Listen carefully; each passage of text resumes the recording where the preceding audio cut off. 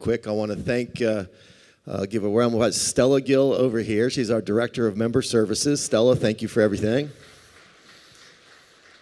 We have, let's see, where's Cipoletti back there? Jack Cipoletti, there he is. He's in charge of getting all our associate members and member benefits. Jack, thank you for all you do. Brenda Pinnell's right here. She was running the slides. She, as I failed to mention earlier, is responsible for the lobby. The lobby is a publication that's put out every year and given to all the legislators and area officials throughout the state. County Commissioners Association, the Mayor's Association, and Municipal League. They take these, and this shows to all the legislators what the Press Association stands for and does, but also all of our associate members and lobbyists across the state. So take a copy of that with you as well. So at this time, one of our partners, and we can't do this without them, we have the state director, Miss Gayleen Miller, is going to come up here, and we're going to go ahead and start with our treasurer, Larry Pack.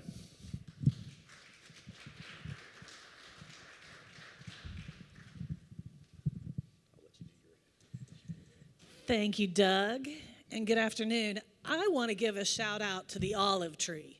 What an awesome lunch we had, right? It was fabulous. I hope you all enjoyed it as much as I did. I am honored and pleased and proud to be able to introduce the state treasurer for the great state of West Virginia, and who's a good friend of AARP and West Virginia. He is a native Kanawha Countyan.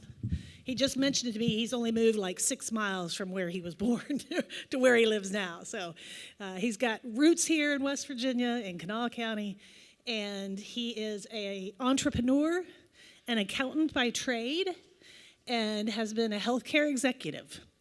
He also served in the West Virginia House of Delegates for a period of time, I think 1 term, if I'm not mistaken, and then was tapped by former Governor Justice to be his senior advisor, then was appointed as the revenue secretary, and now is I gotta look at my note so I get the number right.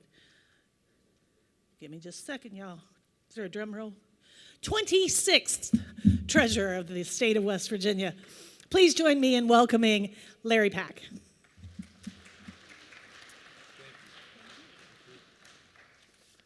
Well, thank you, Gayleen, for such a nice introduction. And I have moved probably more than 5 miles since I was born, so I haven't moved very far at all. But love Kanawha County and love West Virginia. But I just want to say again, thank you so much for having me here today. Thanks for this opportunity. Thank the Lord for the sunshine. I think we definitely can use it. But thanks for what you do. Local media is so important to our communities, to our citizens. And I really appreciate what you guys do, and I know it's very difficult times, a lot of transition changes in your world as well as most other parts of the world. I'm an avid reader and an avid listener, so I learn a lot from all of you, so keep doing what you're doing. For me, the last month's been a time of transition, been a little bit of kind of crazy time. In my last job, I had this boss. He says we're going to run to the finish line, and I think for a long time I thought he was kidding, but he wasn't kidding, so we were very, very busy trying to finish up things in the Justice Administration and transition make sure everything was ready for the Morrissey administration. And then it seems like all of a sudden, state treasurer, and somewhere in the middle of that, I threw in a knee surgery. So it's been a really, really good time, but I'm a busy time. But I'm very thankful for the time in the Justice Administration. It was supposed to be a 6-month job. It ended up being a 2.5-year job. Got to do a lot of things. I think we made a difference in West Virginia, whether it's roads, building schools, the economic announcements, tax cuts. So it was a really good time. Like I said, I think we made a difference. But life is all about transitions, right? So it's time for the state to turn to Governor Morrissey and his administration, and we all have a lot of anticipation and excitement for his speech next week and the things that he's going to promote and things he's going to do. And I look forward to getting behind him and his efforts. But also it's a time for me to transition to the state treasurer's office. And although I've only been there a couple weeks, I can tell you that I'm really going to have a lot of fun. It's a great group in the treasurer's office. We do a lot of good stuff at a very professional organization. A lot of folks that really know what they're doing. They're well-trained, very accomplished, and so I have to give thanks to Treasurer Moore and Treasurer Perdue, who put a lot of the building blocks into that area. And again, we're going to work really hard to do the things the Treasurer's Office is mandated to do. And a lot of that is we are the state's chief financial officer. We're the ones that are responsible for the money. And so whether we're investing it, spending it, taking it in, we want to have a say in that. We want to be able to give good advice to that. We have the ability to take a longer-term view that sometimes the legislators and even the governors, since sometimes they have to take the shorter-term view. So we really look forward to that and working really hard and diligently to do the things that we need to do there. But we're also the state's bank, so we make sure the payroll happens, we make sure the money's invested and so forth. So we've got a great team that's doing all that. I look forward to building on the successes of the past and work hard to try to improve that. We're going to work a lot this year to try to get more coverage, get more people participating in the 529 plans. College education, trade school education is so vitally important for success for our citizens, and you can't start too early to invest in your child's education. So we're going to work hard to try to expand that. Also, financial literacy is something we feel is really, really important. So we're going to redo that the plan that we've been working with middle school for many years. Again, try to expand that, try to maybe make it a little bit more up to date and a little more pertinent to today's world. But our children, again, they can't learn about financial success, financial responsibilities too early. Our department our city treasurer's office is responsible for administering the Hope Scholarship Program. That's getting a lot of press. You guys were writing a lot about it, keep writing about it. But we're working hard to administer that program, to be ready for the growth in that program, and to handle all the things that you think you would get with a startup program. So we're very proud to do that. I was very proud to vote for the bill in 21 in the House of Delegates, and now I'm very proud to be able to administer the Hope Scholarship Program, which is the most expansive Hope Scholarship Program in the country. So as this wave of Hope Scholarship or education freedom goes around the country, we are absolutely leading the effort. And with that goes a lot of growing pains, and so we're working hard to be ready for that. But there's also some financial commitments with respect to that. So we look forward to working with Governor Morrissey, with the legislature, to make sure the funding is there for this program, but in addition to make sure the funding is there for our public schools. We do not want to short our public schools because we have this school choice issue. We have to be able to do both, and we will do both. So that's some of the stuff that we're working on. We also have unclaimed properties, got lots of other stuff, but that's the main things we're working on. But Doug says I'm supposed to give a little bit about what we're thinking about legislatively, and but yet my team says I can't give everything out legislatively. But let me give you a couple things that we're thinking about very, very seriously. In 21, we worked on a bill when I was in House Judiciary to have term limits for the Board of Public Works, which I was very passionate about then, but we were not able to get it through. So we're looking at a bill. We're still in discussions to have term limits of about 3 terms for the statewide. And from a treasurer standpoint, I'm all in on it. I think 3 terms, 12 years is enough, but we'll see if we can get some consensus, and if we can, then we'll be able to run that bill. In addition to that, when I took over or transitioned from Treasurer Moore, the way things worked for succession was pretty clunky, and it was very difficult to make sure that we could get that done, where Treasurer Moore was a treasurer at 5 o'clock one night or midnight one night, and then I took right over. So there's some things we're looking at with succession. We've had some meetings with the legislature. We're going to try to make that a lot cleaner deal in case someone either resigns or is incapacitated, is ill, and so forth. I think we're going to work to get that done. So we got a few other things we're looking at, but I think that's probably the main things. We're going to make a couple announcements next week.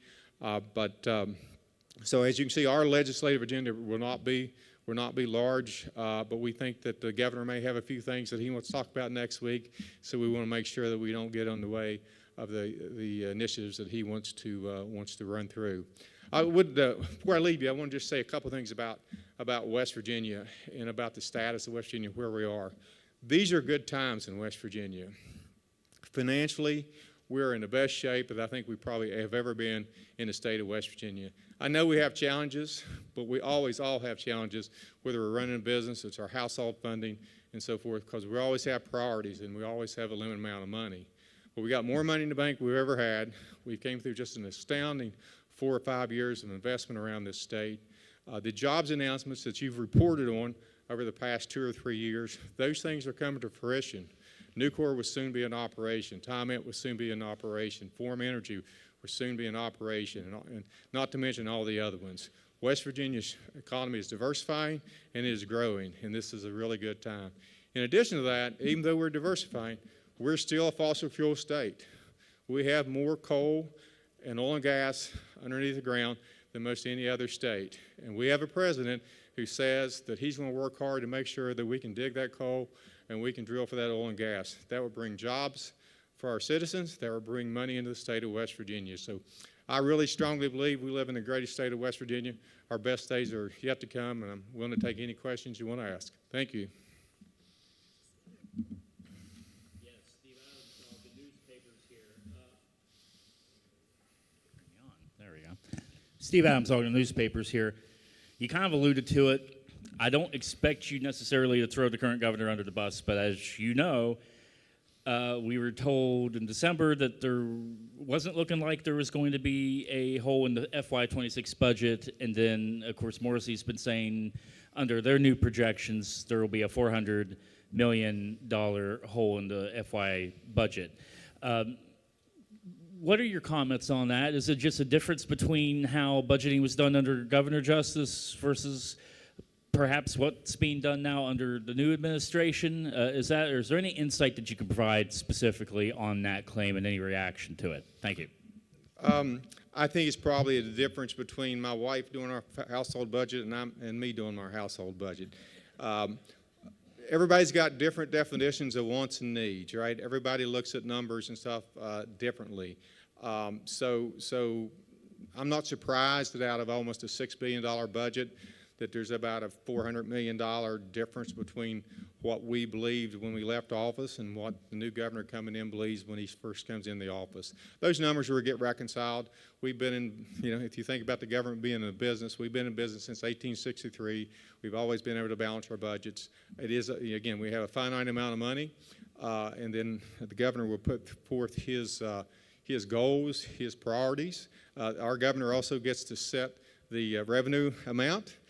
So I look forward to what he puts out next week. I'm a little bit of a budget nerd, so I probably look forward to it a little bit more than most people. But I think it's going to meet the needs of the state of West Virginia within the amount of money that we have. Again, I'm very confident about Governor Morrissey and his administration and the successes he'll bring to West Virginia.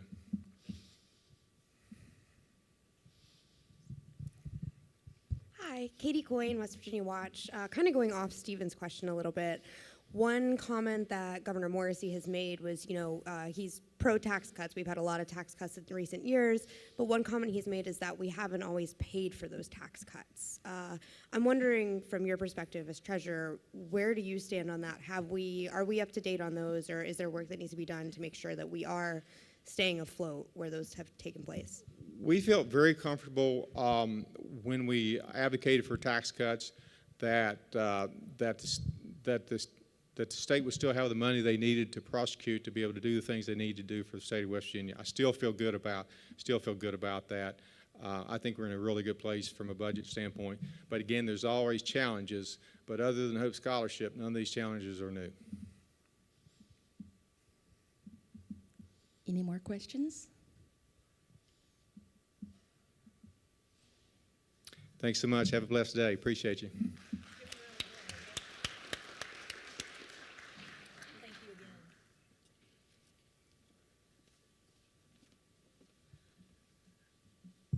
Well, as you know, Governor Morrissey had a conflict and is not joining us this afternoon, but he did send a couple of representatives.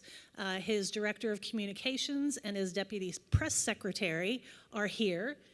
We wanted them to have an opportunity to see you all and you to see them so you know who they are. Let me give you a quick intro. Alex LaFranconi is the communications director. It's his first week on the job, so we got to be kind and give him some grace. He comes to the Mountain State from the Sunshine State of Florida, and he most recently served as the deputy press secretary for the Florida office of the governor. So join me in giving a warm West Virginia welcome to Alex. And thanks for being with us. Also with Alex is Drew Galong. He is the Deputy Press Secretary. He's a Cleveland, Ohio native, and prior to joining the Morrissey administration, Drew served as the Vice President of Digital Strategies for Red Rock Strategies, which is an Austin, Texas-based political consulting and public affairs firm. Again, a warm West Virginia welcome for Drew. And thanks for being with us. Unfortunately, they're not going to answer any questions because the governor is going to be delivering his State of the State on Wednesday, so they've got to play their legislative priorities pretty close to the vest. So again, look forward to hearing Governor Morrissey's State of the State next Wednesday evening, and let's thank the gentleman for joining us again.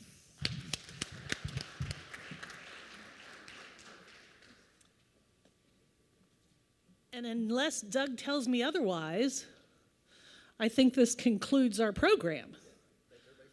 Thanks for coming, y'all.